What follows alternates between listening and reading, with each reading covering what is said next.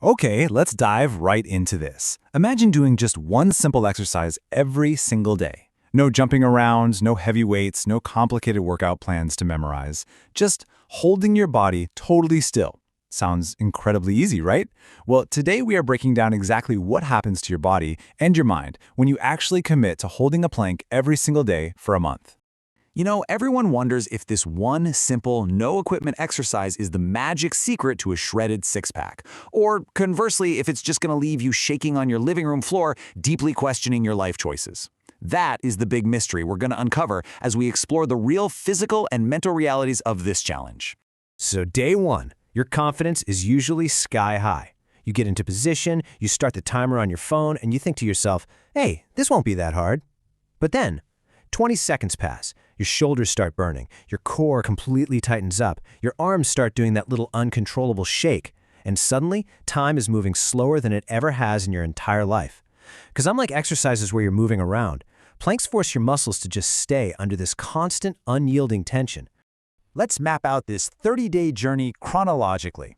We're going from day one, which is the shock, through week two's adaptation, into week three's visible changes, and finally hitting week four, which is the routine. Starting with week one, the reality check. In those first few days, your body is totally reacting to this sudden stress. And oh yeah, you are absolutely going to feel it. That immediate ache in your shoulders and the super tight abs you notice even when you're just laughing or coughing, that's actually just your deeply neglected stabilizing muscles finally waking up. This soreness is a really fantastic sign.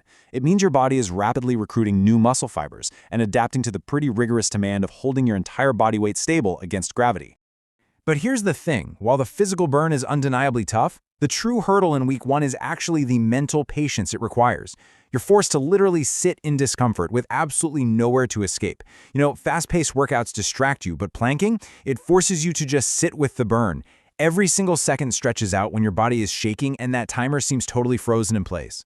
Which brings us to week two, finding your stability. If you can push past that intense initial urge to just quit, week two brings a really welcome shift. Your core actually becomes stronger and significantly more efficient. And because your core is involved in almost every single movement your body makes, you start noticing these incredibly tangible benefits in your everyday life.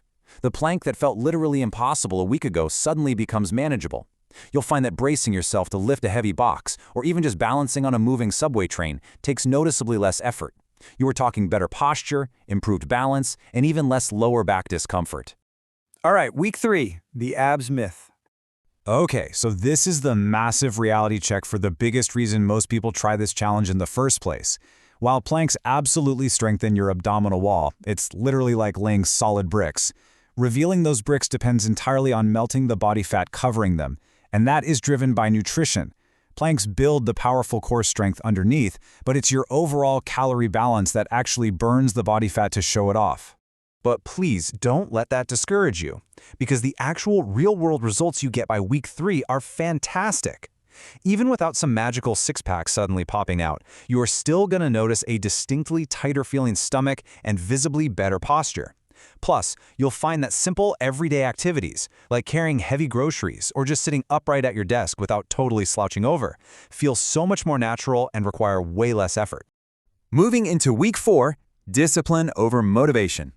As we enter this final stretch, the sharp physical pain largely fades, but a really frustrating new enemy appears: sheer boredom. Motivation is a total roller coaster, right? It comes and goes. Some days you're fired up to do it, other days you just really aren't. You can't rely on excitement every single day. You have to lean entirely on discipline when you're just staring at the floor counting the seconds.